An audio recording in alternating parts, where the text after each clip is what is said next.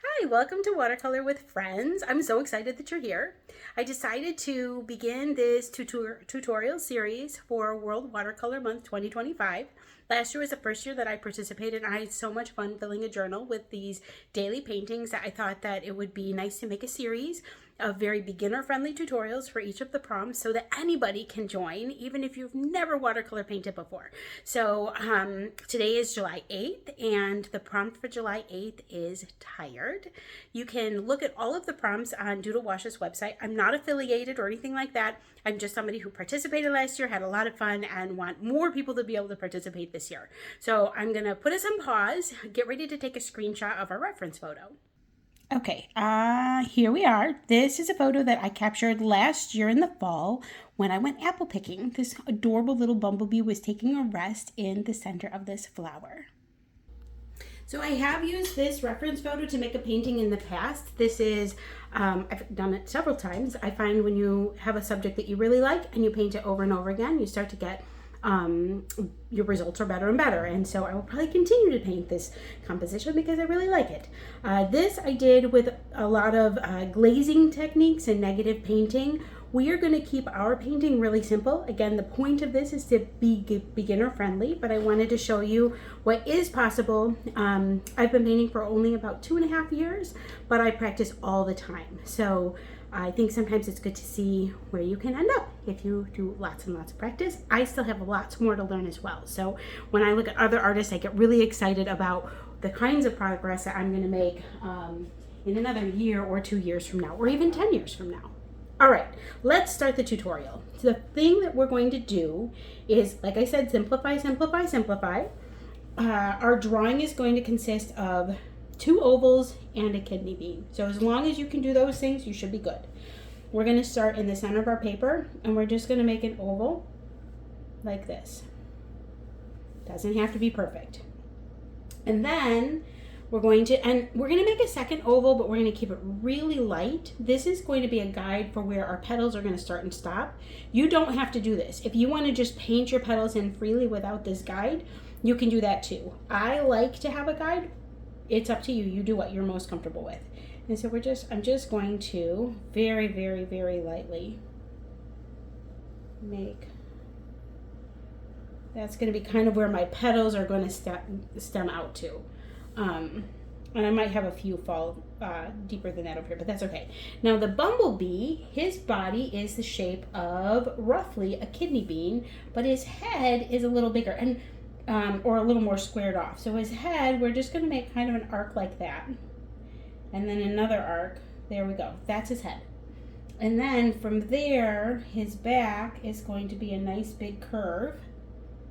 And his body, his tail comes along here. And then his body just kind of wraps up from his head. It's a little longer. He's like, his head is up at the top here. His body kind of extends like that. That's it. That's kind of his whole shape. And if we want to, we can make him a little fluffier.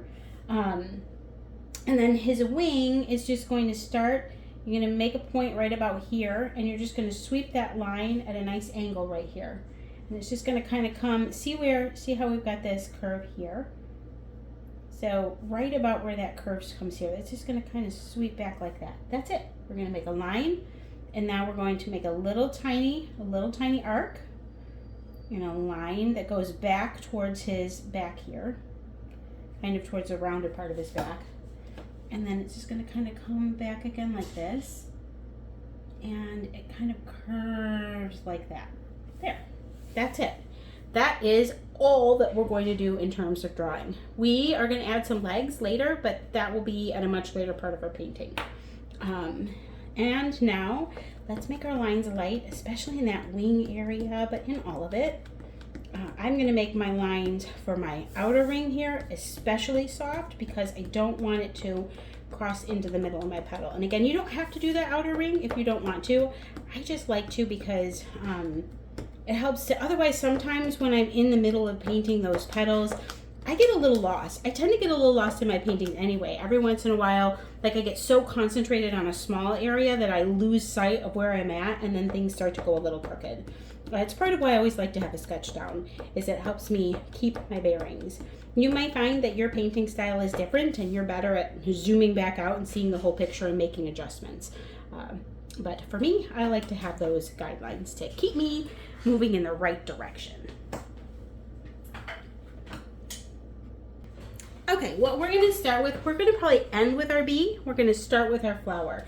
And we are going to use, I'm going to pull like a size 5 or a size 6 brush. So not your biggest brush, not your smallest brush, because we want to be able to, we don't need a tiny brush because we're not doing a bunch of details, but we also don't, we don't need a great big brush either because we're not doing big swashes of color. And for all of these tutorials, I'm using paper that is about 5 by 7, approximately in size. Okay, remember that it is a good idea. I did this a little earlier, but I'm going to do it again because my paints have been sitting. You want to hydrate your paints before you start to try to pull your color out of them, because when they're pre-moistened, it just makes it much easier to get that pigment out of the palette. Okay, and so the inner part of our yellow, or our flower, is yellow. The outer part, we're going to do a softer pink than what was in the picture. You can choose to do red if you want to, or orange, or whatever. I think I'm going to do probably pink and orange maybe. So a reference photo is really only a guide. It's to give you a roadmap to your painting, but you are definitely not stuck painting exactly what you see. All right, for this center part, I'm going to pull out I use this yellow probably more than any other yellow, and I'm going to pull out this, it's a Azo Yellow Medium. And it's kind of on the warm side, but not too warm. I'm going to pull that out, and then my trusty, I use this all the time. I think I've used this in probably every painting we've done together, is my Burnt Sienna. It just is such a versatile and fantastic color. Okay, so I'm going to pull out a little pile of that, and we're going to use this for the center of the flower. We are not going to color in completely. We're not going to add a huge much of value to it. So I'm going to water this down. I hope you can see that. I'm going to water this down a bit, and I'm just going to kind of dance my brush around. Because they were just like little,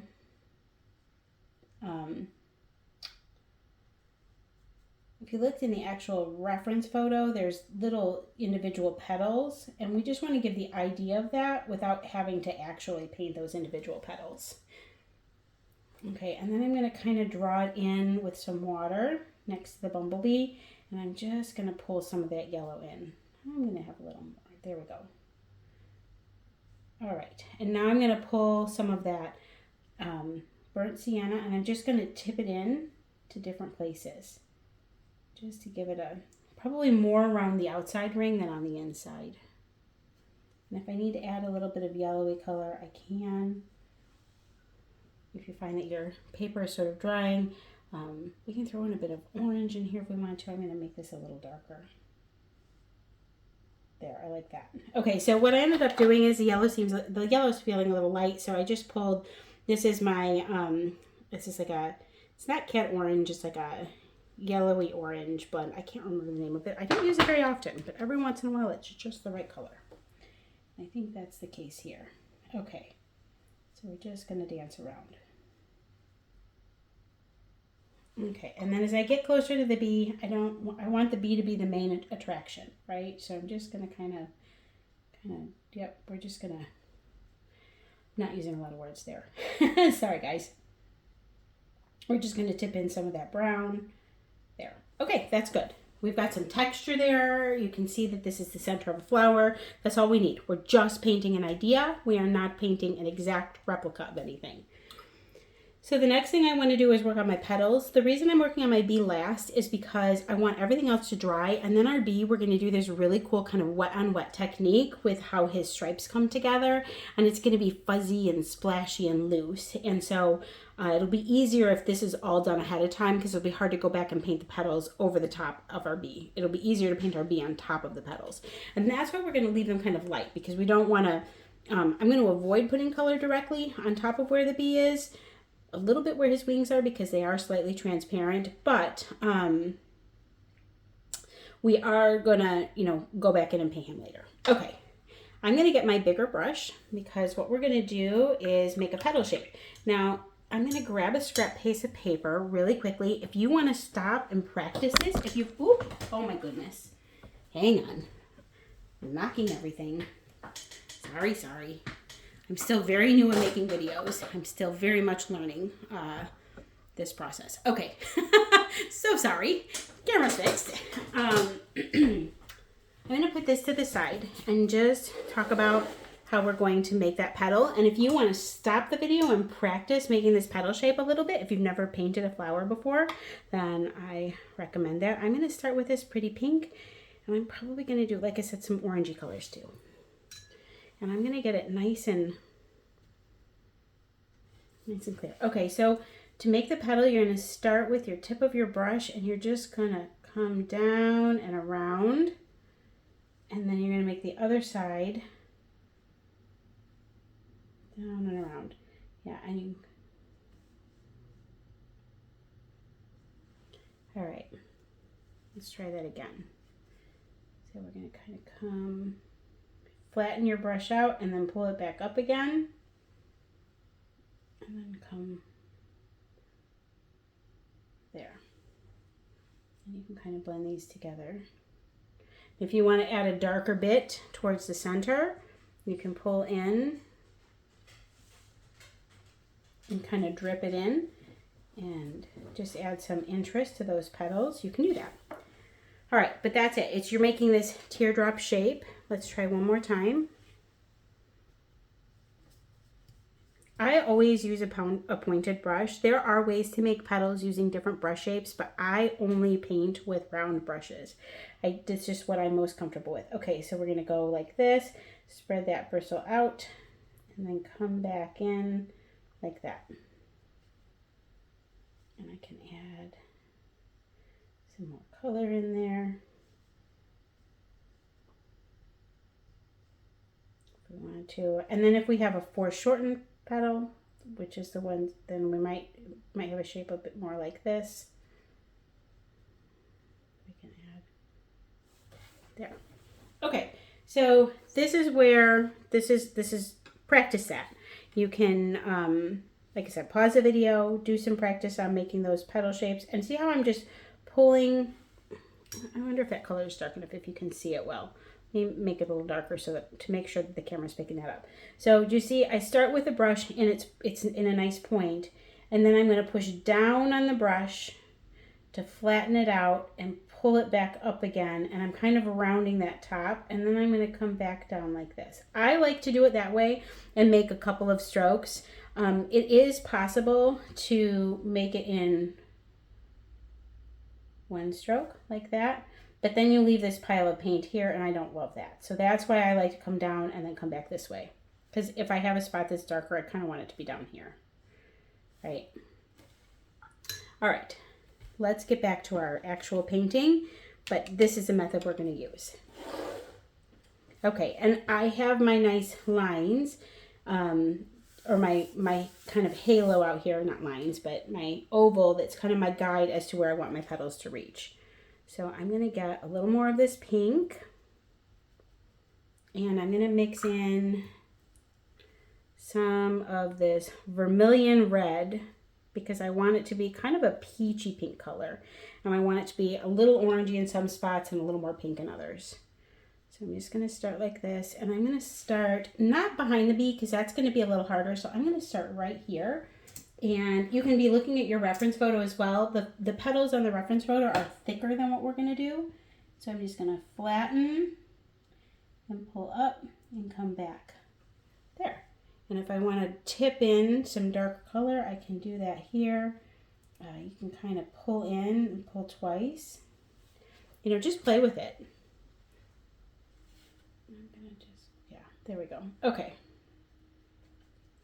And some of these are going to be, and I'm going to, what I'm thinking about is I'm going from the center here out and pull back. Okay, I'm going to add in a little bit of this orangey red color.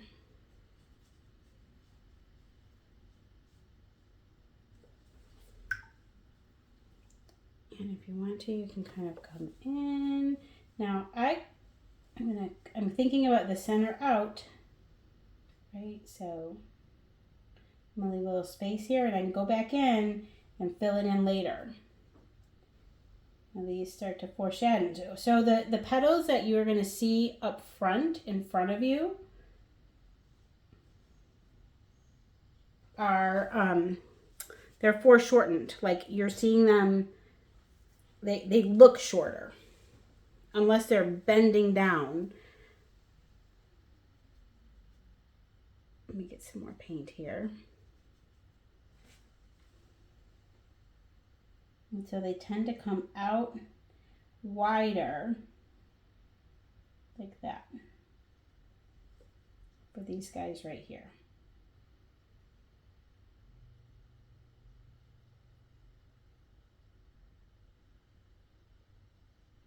These are back long again.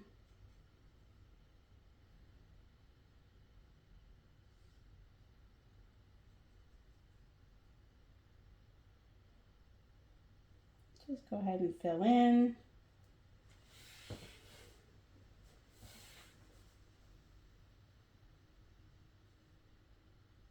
And some of them are going to have bigger spaces between, because they do. If you looked at flowers, they are going to have bigger spaces between. And I've got some puddles of paint in a few spots, and that's okay. I like that.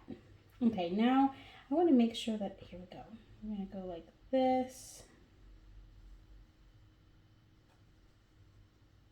And just have fun with it. Don't stress it out too much. Doesn't have to be perfect by any means.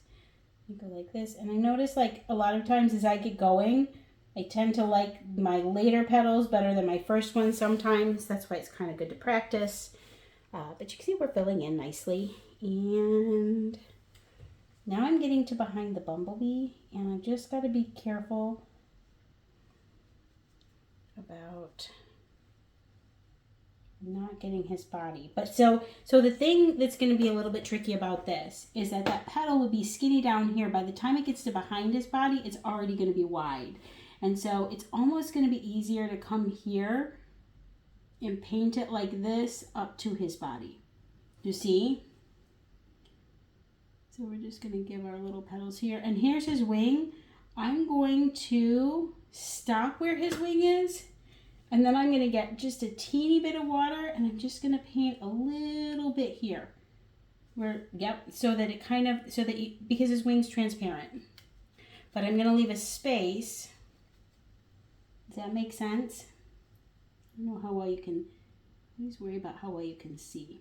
Okay, so same thing here. I'm going to paint in to the edge of the wing, and then I'm going to paint just a teeny bit there, and then here. And I have this last little space here, and I'm going to go behind there. There we go. Okay, that's my flower, and we're going to make it a little less, actually, I think I'm going to, what are we going to do? Do we want to add some, underpetals? We can add some underpetals if we want to, or we can leave it alone. You know what? Let's leave it simple. We're going to leave it alone. That's it. I'm not going to touch it anymore because the star is the bumblebee. We will add background and a little bit of a stem. You can come in here if you want to. No, I don't. It's really hard for me sometimes to leave things alone. All right, what we're going to do is let this dry and then reassess if we need to add anything in. I will be back with you. Give it maybe like 15 or 20 minutes because we want it to be pretty dry before we start painting this bumblebee, and otherwise things are going to push and melt together, and our bumblebee is going to have a lot of pink in him, and we don't want that. He's going to be a really cute little yellow and black bumblebee. Okay, so your painting should be dry. Now, if you had that outside oval like I did, now is a really good time, because we're not really going to need it for anything more, is to go ahead and take your kneaded eraser and just remove any extra little pencil that you can still see. That way when we paint in our background and add some like cute little splashy details, that pencil mark is not part of the painting. With pencil and watercolor, your pencil on your paper, as soon as you paint watercolor like over the top of that pencil, think of it as being sealed in forever, because that's it. You can no longer erase any pencil that you've painted over the top of. So you just want to make sure that you're, you know, that you recognize that and are a little careful about if you don't want your pencil to be there, to make sure that you remove it before you paint over the top. All right, let's paint our fuzzy buzzy bumblebee. And so this is going to be a wet on wet sort of technique. We are going to paint in the body, but not the wing. So see how I'm leaving that space where the wing is. I'm painting up here and not the head. Remember, we left that little like tiny little oval right here. So we're basically just painting in the body right now with water.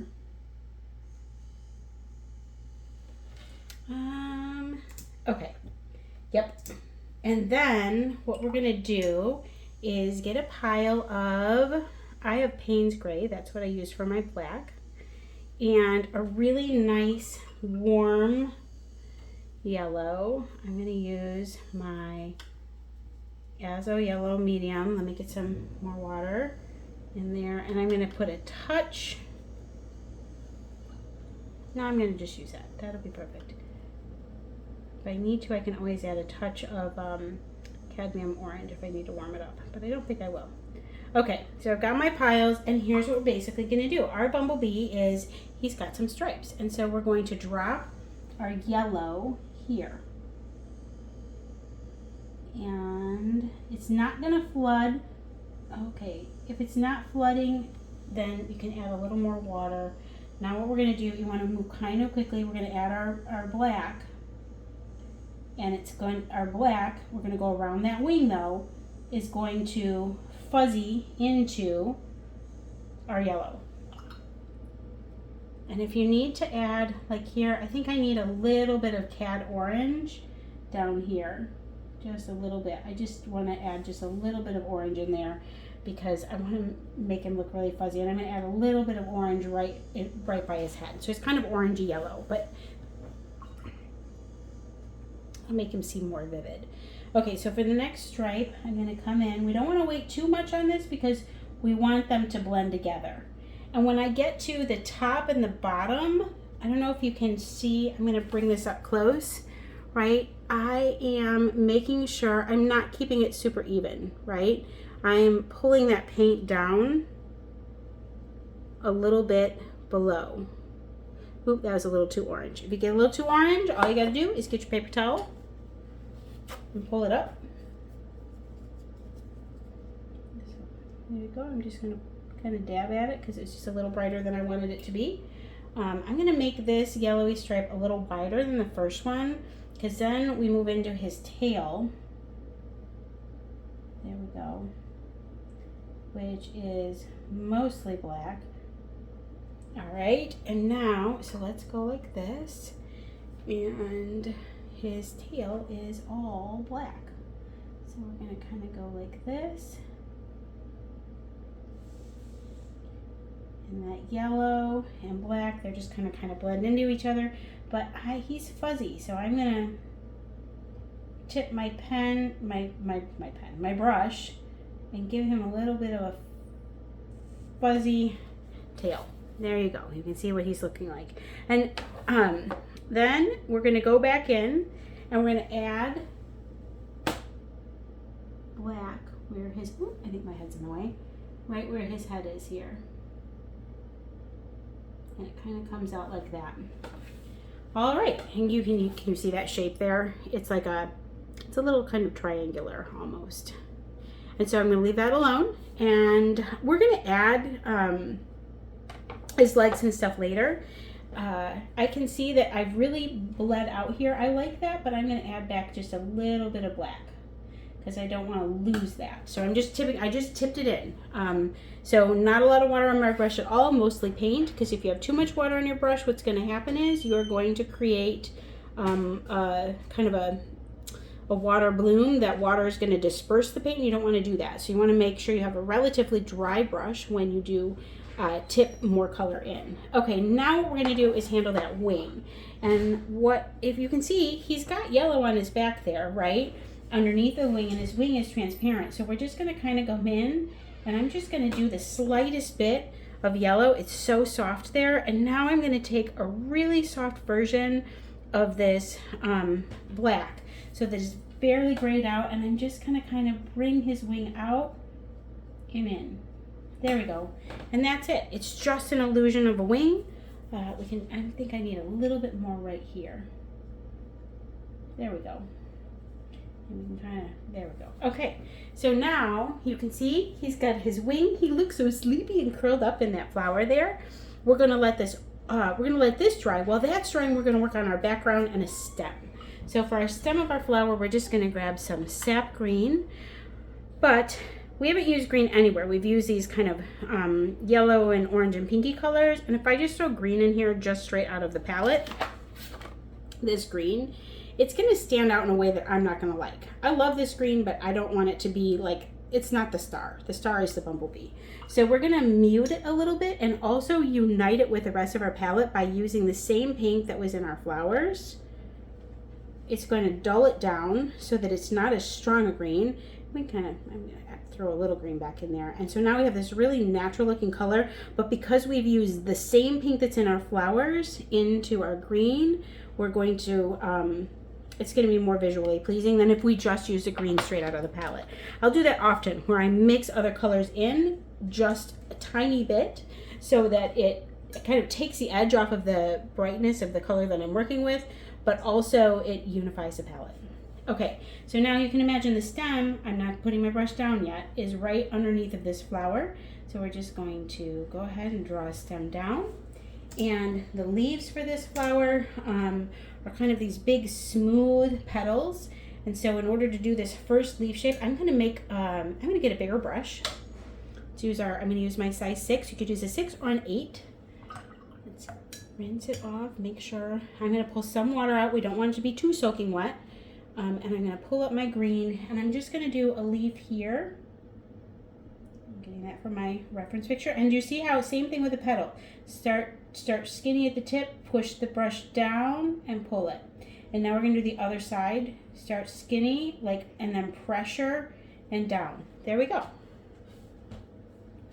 And we're gonna do another one. There's actually 2 or 3 over here, but how do I want to? I don't want to get too much. I kind of like the balance of this. I actually think I'm going to omit what's in the picture and just leave this alone, but I might make this one a little wider. And I might add just a little bit of green back into it for this bottom part. Oops, hang on. Not enough paint. Get a little pink, just a little pink. There we go. And let's just go like that. There, that's good. Okay, I'm gonna leave that alone, not touch it. Okay, let's give it a background of just a really soft wash. I'm going to use this yellowy orange. Do I want to do that? Ooh, do we give it a background or not? What do you think? We could just leave it here and be done and feel pretty confident. Sometimes less is more. I think I really love a background. Okay, we're gonna do a background. Let's pull out let's do blue. I'm gonna use my ultramarine and I'm gonna mix it with that green a little bit and then I'm gonna put some, so now we've got a pile of ultramarine with a little bit of that pink in. Again, I'm unifying my palette. It makes it like a pretty gray color. But it's like a blue-gray. I love that. And now let's get a little bit more of my green and a little bit of pink for it. Okay, a little more green. Okay, you can see what I'm doing here. So now for my background, I'm going to start with this green and I'm just going to, I'm not going to touch the flower. Come here. Now, here's a trick, right? I want this to just be soft and pretty, and I'm going to come in with my paper towel, okay? This is going to give me this super soft background. I'm going to slowly, the bottom I'm going to use more greens to indicate, oops, sorry, let me get a little more of this, to indicate that it's the ground. And I'm going to use this bluey purple color that's got some of my pink in it, right? At the top to indicate that we're moving towards the sky. This is a really subtle effect. I'm not touching the flowers. I'm not even going around. I'm kind of going around them. But what I'm going to do to soften that is I'm just going to take my paper towel so that I don't have a line. And if I need to go back in and add a little bit of brushing, we can do that. But then we're always going to come back with our paper towel. That's going to prevent us from getting any hard lines. Let's make this a little bluer. And then we're just going to go back in. This is a way to get a really just nice, soft background. I'm going around the flowers. I'm trying to work relatively quickly because I want to keep my wet edges moving. Let's go in, pat, pat, pat. Okay, we're going to get a little more green-blue here as we come down this way. Again, we'll come in around the flower. I'm not touching the flower, I'm just coming kind of close. And as I do each thing, I'm going to pat, pat, pat. This is going to be just a really soft and subtle background. Now I'm going to add a little more green back in again. Get in between that petal. Not too much though. Go close to that leaf. There we go, and pat it back up. And you can see, I don't know if you can see, it's just super, super subtle. I struggle with having what I tend to like always having some kind of a background. I just do. So I tend to always paint something in because that's just what I like. You're going to decide what style you like, and if you are happier with white paper, I know that there are a lot of artists out there that leave a lot of white paper. I tend to paint everything in. I think if we want to do something else, we can make it a little splashy. We don't have to. Our bumblebee looks really cute, but he does need some legs. And so you can either grab your very fine brush. I'm going to use a size 1 fine liner or rigger brush. They're often called a rigger brush because they've got these longer hairs.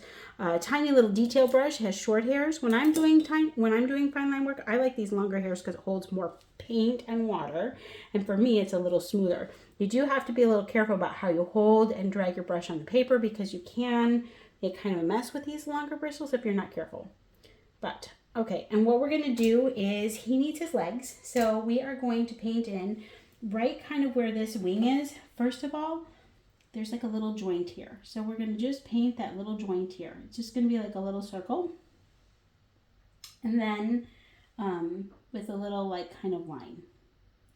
Right, so you see how we made it? I started with a circle and then I drew it into like a little triangle. And then his legs are going to start kind of below that right here. I'm going to make a line like here.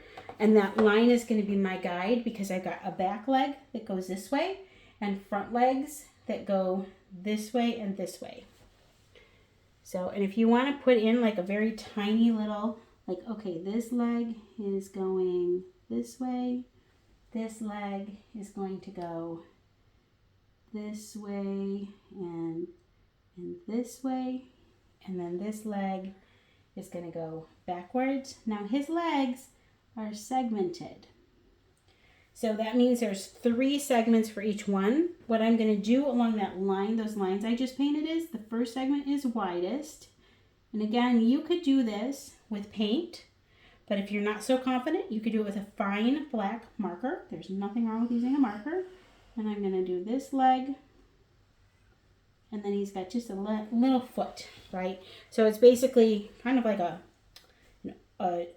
pointed oval, and a little foot. And we're going to do the same for the other 2, but they're going to be smaller because they're not as long. So we're going to do the first one, that first oval. I'm going to make that nice and black so that you can see it well. And then we're going to go this. Right, and then we're just going to do his foot. Okay, and let's do the same thing here. He's got this. Oops, I'm going to need some more paint. Okay, so we've got my oval, oval. I'm leaning in. I hope my hair is not in the... Okay, so there we go. The camera shot. But when I do this detail work, I like to really get my head in there so I can see what I'm doing. And then his little foot. Okay, and that's it. He's got an antenna, and they kind of go... This one, you can kind of see it coming off of his head this way. And you can kind of... Yeah, there we go. Just add those. You can add those if you want to, but you don't have to. And there he is, just having this lovely little nap. I love our guy. Now, I think what would be pretty is to take this. I'm gonna draw this black out a little to give this a little more definition right here on this outside of the wing. There. You don't have to do that. And if this is one of those things where I'm adding this little detail, it could go south. So I'm going to leave it alone. If we wanted to, we could make this really splashy, and we could drip some fun yellow and black paint around. We could drip some pink paint around for the flowers. But I think I'm going to be happy with it. The flower's kind of simplistic, and I'm not going to get kind of crazy with that splashy. But if you want to, go ahead and splash around some yellow and black. I think a lot of times with bees, that's really fun because if they're, making a mess in pollen. But since this guy is resting, I don't feel like I want all that energy around him. I think I want to just keep it a little quieter, the picture. All right. Well, thanks so much for joining me. I look forward to painting with you again tomorrow for July 9th. This is our July 8th prompt, which was tired.